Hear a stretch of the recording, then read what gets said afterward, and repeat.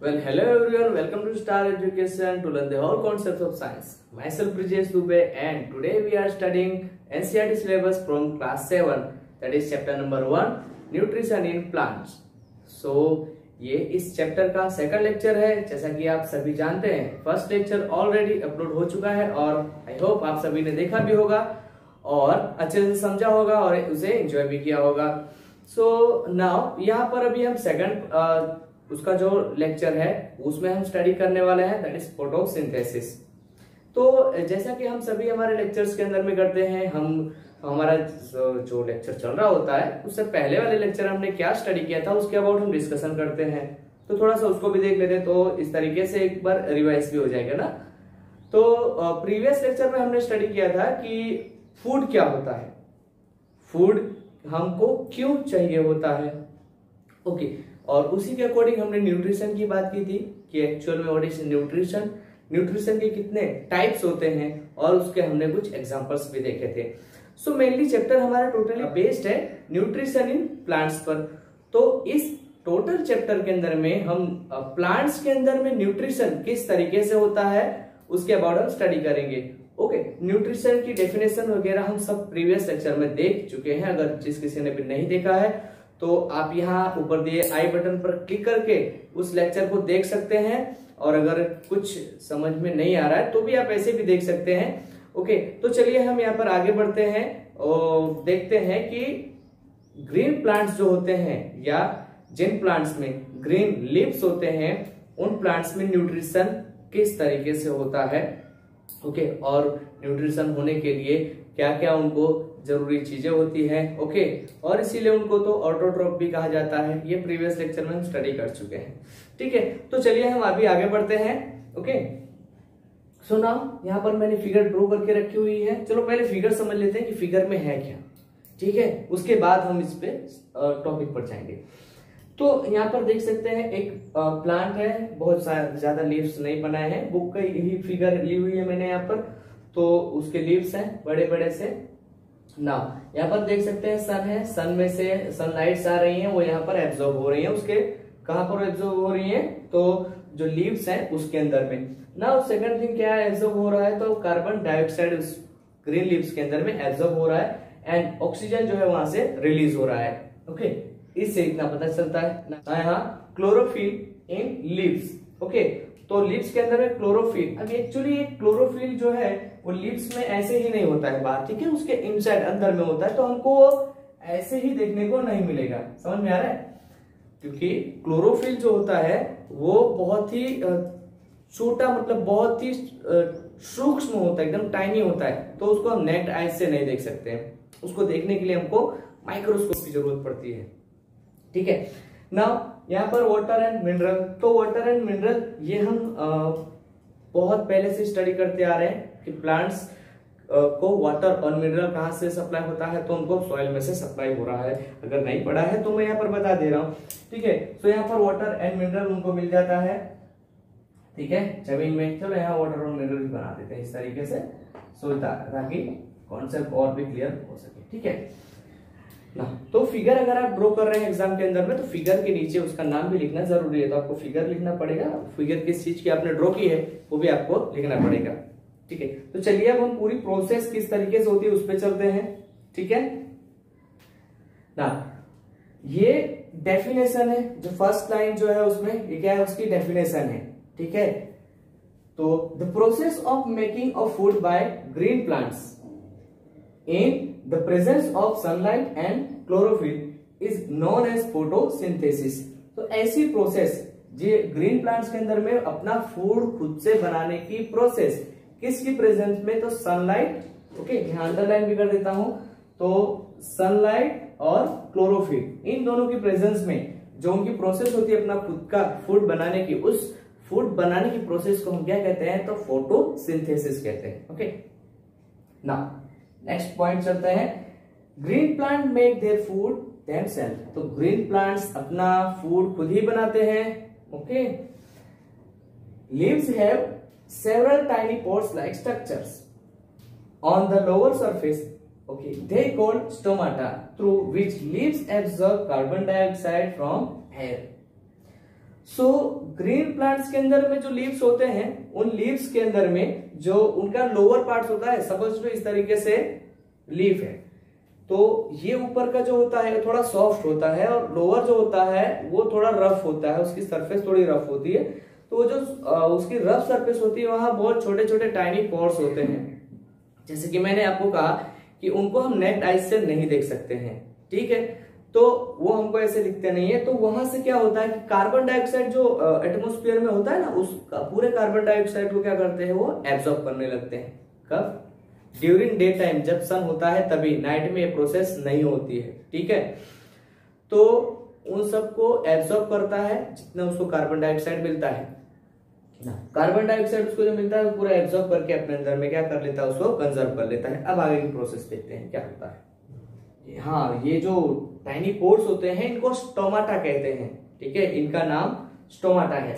तो ये भी आपको रिमेंबर रखना है। आगे जैसे जैसे हम क्लास में आगे बढ़ते जाएंगे, 8, 9, 10, 11, 12 में जाएंगे, वैसे वैसे भाई ये जो प्रोसेस है वो और डीप में और डीप में और डीप में होती जाएगी। ओके, नेक्स्ट पॉइंट देखते हैं। Water is transported to the leaves through hair like pipelines from the roots, they called xylem. It is a type of tissue. So यहां पर वाटर कहां से ट्रांसफर होता है, तो वाटर और मिनरल हमें पता है सॉइल में से उनको मिलता है प्लांट्स को। अब यहां पर अगर आपने रूट देखा हो, रियल रूट देखा हो ओरिजिनल वाला, तो उसके अंदर में छोटे छोटे हेयर लाइक स्ट्रक्चर होता है। दूसरा एक्चुअली वो रूट जो होता है वो रूट से भी उसमें जाता है, ऐसा नहीं कुछ हेयर से ही जाता है उसमें वाटर और मिनरल, बट वो क्या करते हैं, हेयर जो होते हैं वो सरफेस एरिया उसका इंक्रीज कर देते हैं, तो वाटर एब्जॉर्ब करने की जो उनकी प्रोसेस होती है वो थोड़ी स्पीड हो जाती है, वो थोड़ा जल्दी हो जाती है ना। तो यहाँ पर हेयर लाइक स्ट्रक्चर्स होते हैं जिनके थ्रू वाटर और मिनरल उसमें एब्जॉर्ब होते हैं। एक्चुअली फोटोसिंथेसिस रिएक्शन के अंदर कुछ मिनरल्स भी उनको चाहिए होते हैं, ठीक है ना। तो वो वाटर इनमें यहां से एब्जॉर्ब होता है और यहां से पूरी बॉडी में, प्लांट के पूरी बॉडी में जाता है, हर एक ब्रांच में, हर एक लीफ में जाता है, ठीक है ना। तो वो जो उसमें पाइपलाइन एक स्ट्रक्चर होता है, बहुत ही छोटा होता है, एकदम टाइनी होता है। वो जो पाइप्स होती है उसकी बहुत ही पतली, बहुत ही थिन होती है, हमको ऐसे नहीं दिखेंगी। ओके, यहाँ ऐसी चीजों के बारे में हम स्टडी कर रहे हैं जो हमको नेक्ड आइज से नहीं दिखने वाली हैं, ठीक है। दिखेंगी भी कुछ चीजें तो हमें नहीं समझ में आएंगी, ठीक है। तो वो जो पाइपलाइन स्ट्रक्चर इस तरीके से होता है वो इन लीव्स में भी जाता है, ठीक है। सो उन पाइपलाइन स्ट्रक्चर्स को जाइलेम कहते हैं। उस जाइलेम क्या है, तो ये एक टाइप का टिश्यू है, ठीक है। अब टिश्यू क्या है, तो हमें पता है कि हमारी बॉडी सेल्स से बनी हुई है, तो ये सेल्स मिला करके क्या बनते हैं, टिश्यू बनते हैं। तो उस टिश्यू है वो एक टाइप का जो हर एक उसके पार्ट में गया हुआ रहता है, ठीक है। तो वो वाटर प्रोवाइड करता है और मिनरल प्रोवाइड करता है। कहां से जाते हैं, वो जाइलेम में से जाते हैं, ठीक है। जाइलेम क्या है, it is a pipeline structure. Now आगे बढ़ते हैं। Chlorophyll, a green pigment present in leaves. तो क्लोरोफिल एक तरह के ग्रीन पिगमेंट्स होते हैं, छोटे छोटे पिगमेंट्स होते हैं। वो किसमें प्रेजेंट होते हैं, वो ग्रीन लीव्स के अंदर में प्रेजेंट होते हैं, ठीक है ना। It absorb sunlight and gives energy.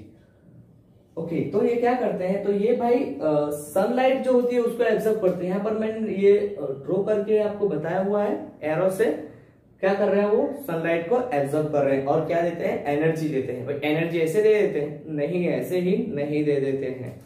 Food बनाते हैं ना, तो उस फूड में से वो एब्जॉर्ब करते हैं या उस फूड में से उनको एनर्जी मिलती है, इसलिए डायरेक्टली वहां पर एनर्जी मैंने लिखा हुआ है, डायरेक्ट उसको एनर्जी नहीं दे देते हैं।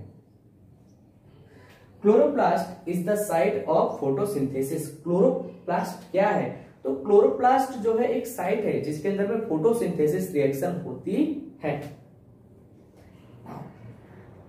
Carbohydrate is used as food and oxygen release to atmosphere. तो कार्बोहाइड्रेट जो होता है वो उसमें एज ए फूड क्या होता है, यूज हो जाता है, ठीक है। कार्बोहाइड्रेट्स मतलब क्या होता है कि जिस केमिकल के अंदर में कार्बन और हाइड्रोजन होते हैं उसे हम कार्बोहाइड्रेट्स कहते हैं। ठीक है ना। दूसरा क्या होता है कि जब फूड उसमें बन जाता है तो ऑक्सीजन उसकी बाय प्रोडक्ट होती है। फोटोसिंथेसिस की बाय प्रोडक्ट क्या है, तो ऑक्सीजन उसमें से पूरी तरीके से रिलीज होता है। इसीलिए कहते हैं कि प्लांट्स ज्यादा से ज्यादा ग्रो करने चाहिए। ठीक है, क्यों? क्योंकि जितने ज्यादा प्लांट्स होंगे उतनी ही ज्यादा क्या करेंगे, वो सनलाइट एब्जॉर्ब करेंगे और गर्मी भी उनको कम लगेगी।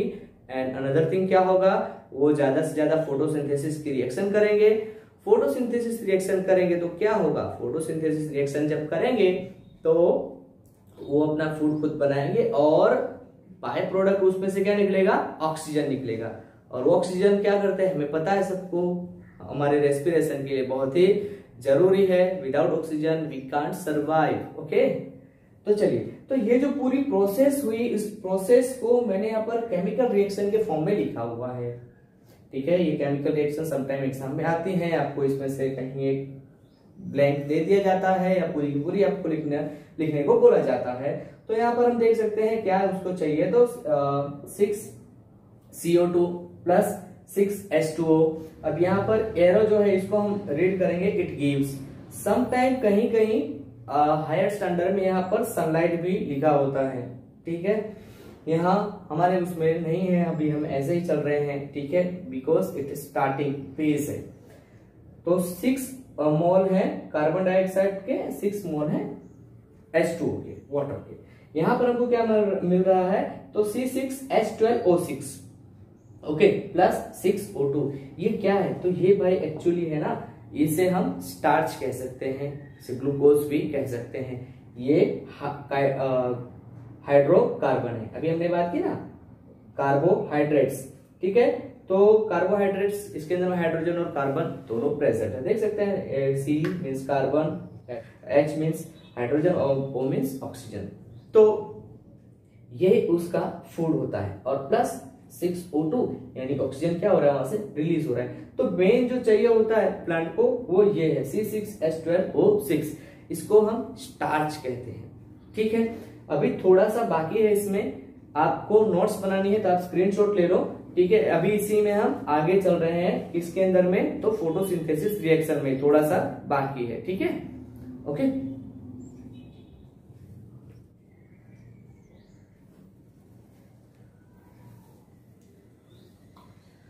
ओके डियर स्टूडेंट्स, तो अभी हम थोड़ा सा आगे बढ़ते हैं। ओके, तो फोटोसिंथेसिस जो रिएक्शन है वो हम स्टडी कर चुके हैं, उसी के रिलेटेड कुछ हमको यहाँ पर टर्म्स देखना है।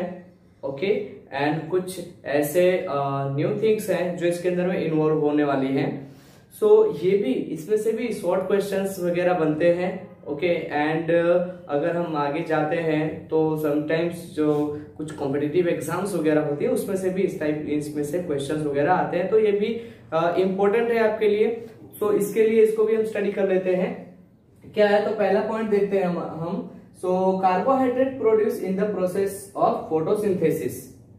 ओके, सो फोटोसिंथेसिस में क्या प्रोड्यूस होता है, तो भाई कार्बोहाइड्रेट प्रोड्यूस होता है, विच कन्वर्टेड इनटू स्टार्च, जो किस में कन्वर्ट हो जाता है, स्टार्च में कन्वर्ट हो जाता है। अभी 2 मिनट पहले ही मैंने जो अभी आपको बताया कि कार्बोहाइड्रेट्स होता है स्टार्च, स्टार्च कार्बोहाइड्रेट है, कार्बोहाइड्रेट जो है वो स्टार्च। हर कार्बोहाइड्रेट स्टार्च नहीं होता, बट स्टार्च कार्बोहाइड्रेट है। Okay okay, from leaves it transported different part of plants. So भाई क्या होता है कि ये जो उसमें कार्बोहाइड्रेट प्रोड्यूस होता है वो किस पे कन्वर्ट होता है, तो वो स्टार्च में।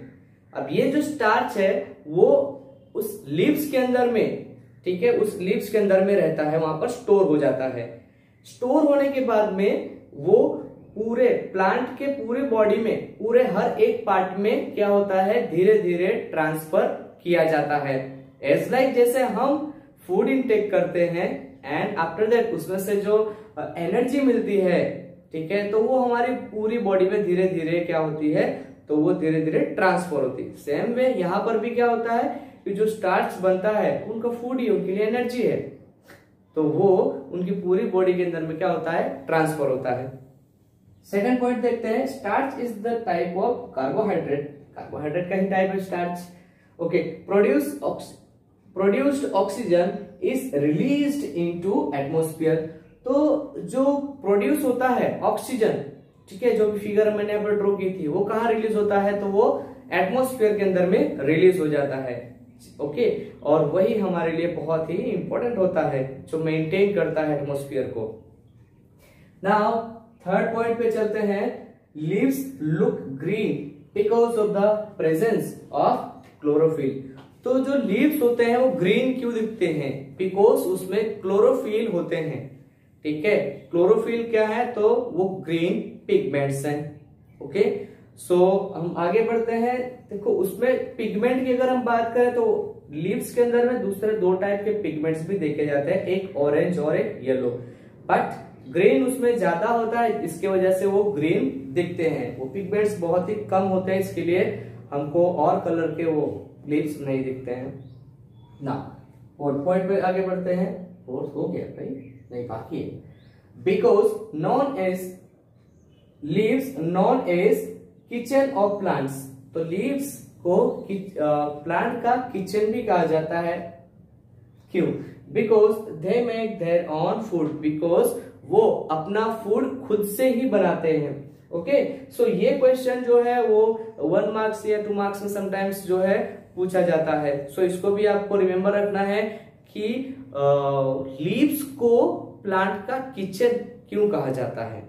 ओके, नेक्स्ट जो है, photosynthesis is also take place in other green parts of plant like green stem. तो फोटोसिंथेसिस रिएक्शन जो है वो ओनली ग्रीन लीव्स में ही नहीं होती है भाई। तो जो स्टेम होते हैं, स्टेम में भी होती है, बट वो स्टेम ग्रीन होना चाहिए। बिकॉज अभी हमने देखा कि ग्रीन कलर क्यों होता है? Because the presence of chlorophyll. अब जहां क्लोरोफिल होगा तो वहां फोटोसिंथेसिस रिएक्शन होनी ही है।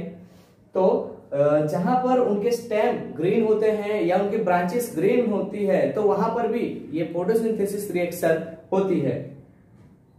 In desert areas, desert area में जहां रेती होती है ना, वैसी जगह पर desert areas leaves modified into spine to lose less water and stem into thick spongy leaf like structure in such plants. So ऐसे डिजर्ट वाले एरिया में कि जहां पानी बहुत ही कम पाया जाता है, जहां प्लांट्स बहुत ही कम होते हैं, है ना, तो वहां पर क्या होता है? तो वहां जो प्लांट्स होते हैं वो खुद को मॉडिफाई कर लेते हैं। तो उनके जो लीव्स होते हैं ना, वो लीव्स स्पाइन में कन्वर्ट हो जाते हैं, कांटों में कन्वर्ट हो जाते हैं। क्यों? क्योंकि वहां पर अगर वो लीव्स रहेंगे तो जो सनलाइट आएगी उस पर सीधे इंसिडेंट होगी और उसमें से वाटर ज्यादा से ज्यादा क्या होगा? रिलीज होगा, है ना, वेपराइजेशन होगा उसका। तो उससे क्या होगा? तो प्लांट जो है पूरी तरीके से सूख जाएगा। ओके, तो इसके लिए वो स्पाइन यानी कि कांटों में कन्वर्ट हो जाते हैं। और जो उनके जो स्टेम होते हैं वो स्टेम बड़े बड़े वो होते नहीं हैं, ओके, लेकिन लीव्स जैसे स्ट्रक्चर में कन्वर्ट हो जाते हैं ग्रीन, और वो वहीं से फोटोसिंथेसिस रिएक्शन करते हैं। Photosynthesis maintain the balance between carbon dioxide and oxygen in atmosphere.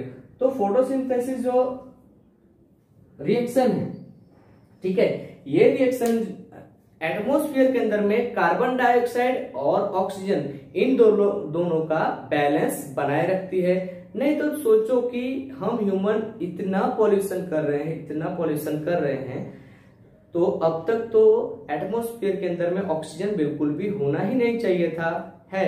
क्यों? बिकॉज ऑफ ग्रीन प्लांट्स, ठीक है, बिकॉज फोटोसिंथेसिस की बाय प्रोडक्ट क्या है? ऑक्सीजन है, जो एटमॉस्फेयर में रिलीज होता है, ठीक है, जो हम इनटेक करते हैं इनहेलेशन में।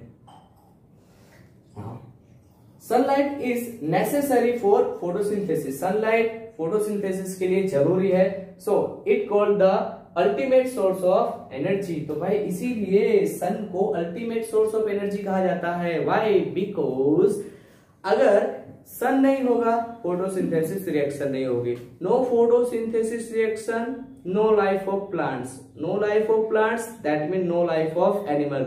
No life of animal means nothing. है ना, तो कुछ भी नहीं होगा। तो इसी के लिए अल्टीमेट सोर्स कहा जाता है सन को। अब फोटोसिंथेसिस रिएक्शन के लिए कुछ चीजें नेसेसरी हैं, तो जरूरी हो, necessary for photosynthesis. So presence of sunlight, एक तो सनलाइट प्रेजेंस होना जरूरी है। सेकंड थिंग क्या है, प्रेजेंस ऑफ क्लोरोफिल, भाई क्लोरोफिल भी जरूरी है, क्लोरोफिल नहीं होगा तो फोटोसिंथेसिस रिएक्शन नहीं होगी। प्रेजेंस ऑफ वाटर, भाई वाटर नहीं होगा तो भी रिएक्शन नहीं होगी, ठीक है, बिकॉज यहाँ से हाइड्रोजन जो निकलता है ना H2O, उसमें से हाइड्रोजन जो निकलता है वो उस कार्बोहाइड्रेट के अंदर में जाता है और ऑक्सीजन वहां से रिलीज होता है, तभी वो फोटोसिंथेसिस की रिएक्शन कंप्लीट हो पाती है। तो वाटर भी जरूरी है। Presence of carbon dioxide, why, because भाई कार्बन डाइऑक्साइड के अंदर में जो कार्बन होता है, ठीक है, वो भी कार्बोहाइड्रेट बनने में अपना योगदान देता है, तो इसके लिए भी कार्बन डाइऑक्साइड भी जरूरी है। तो ये चार चीजें जरूरी है। समटाइम इसमें से भी 1 मार्क 2 मार्क से क्वेश्चन निकलते हैं कि भाई कौन सी चीजें नेसेसरी हैं फोटोसिंथेसिस रिएक्शन के लिए। ओके, सो ये चार चीजें भी आपको रिमेम्बर रखना है, ठीक है। सो यहाँ पर अभी के लिए हम इतना ही स्टडी करते हैं। आई होप आपको स्टडी करना अच्छा लगा होगा, आपको सब कुछ समझ में आया होगा। सो अगर आपको स्टडी करना अच्छा लगा तो वीडियो को लाइक करें, चैनल सब्सक्राइब करें, और अगर आपको लगता है तो अपने फ्रेंड से भी इसको शेयर जरूर करें, बिकॉज ज्ञान बांटने से ही बढ़ता है, ठीक है। तो हम मिलते हैं वीडियो के अगले लेक्चर में, अभी के लिए इतना ही, बाय बाय।